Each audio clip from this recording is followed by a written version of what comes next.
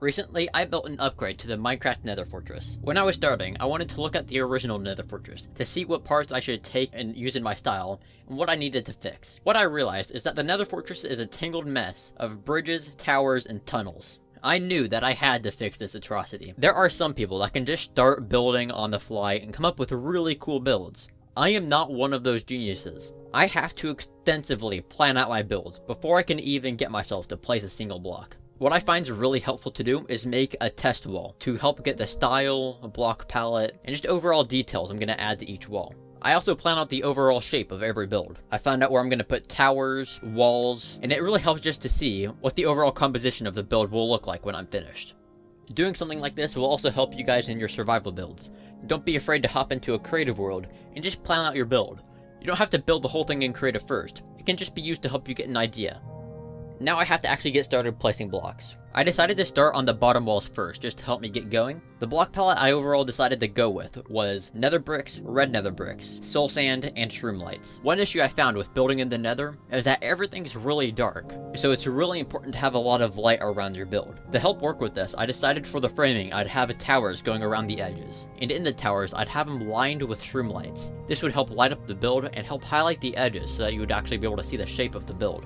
After I finished the bottom walls and part of the entrance, I decided to move on to the towers. The towers are an important part of this build, and they're meant to replicate the towers from the original Nether Fortress, which is why they have decrepit bits of old bridges attached to them. I imagined that when this fortress was fully functional, the bridges would span for miles and miles. This way, the inhabitants could get from place to place safely and easily. Do you guys remember what I was saying about planning out the shape of builds?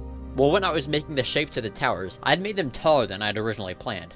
This messed up the whole composition of the build. In particular, the main portion looked really small. You can't just have towers that dwarf the main fortress. So what I had to do is I had to go back and plan out the shape for the main portion of the build.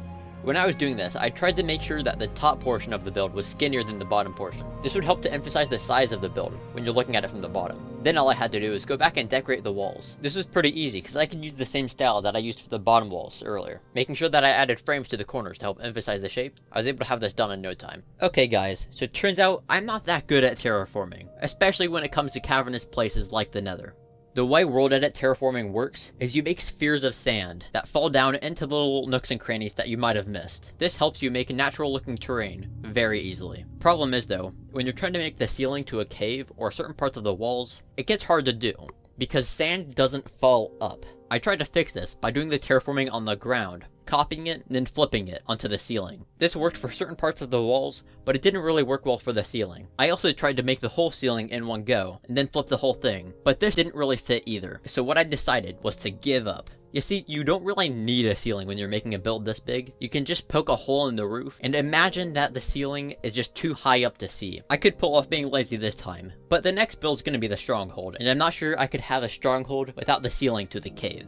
Hey guys, guess what time it is? It's time for big doors. The way I make big doors like this is I use structure blocks, and it works sort of like a flip book. I save each frame of the door's position from opening to closing, and then I connect them up to redstone to make it look like it's opening and closing in a smoother motion. I can change the delay in the repeaters to change the speed of the door, or I can remove or add frames. Y'all know I really like throne rooms, so I'm putting one in the fortress. I wanted to decorate the room with lava because I thought it would look cool and it would help light up the build. The really difficult part about this room though wasn't the walls or anything, those were basically just the same as the exterior walls. The difficult part was the ceiling. I started just thinking I would use a standard A-frame, just having two sides going straight up to a point in the top. But for a ceiling this big, it just looked plain and boring. What I ended up deciding on using was a cathedral-styled roof. I had 2 points that started going up, leveling off, and then going back up to a point. I thought this roof design really helped to fill up the space without having it look like they're just two massive slabs of stone that you propped up against each other. It looks more detailed and more ornate. I also couldn't forget about adding interior to the towers, so I decided to put blaze spawners in there. I actually put 4 in each. I don't know how that would affect the difficulty curve of the game. I'm not even sure how you would get up to these towers in survival. We're just not going to think about that for now.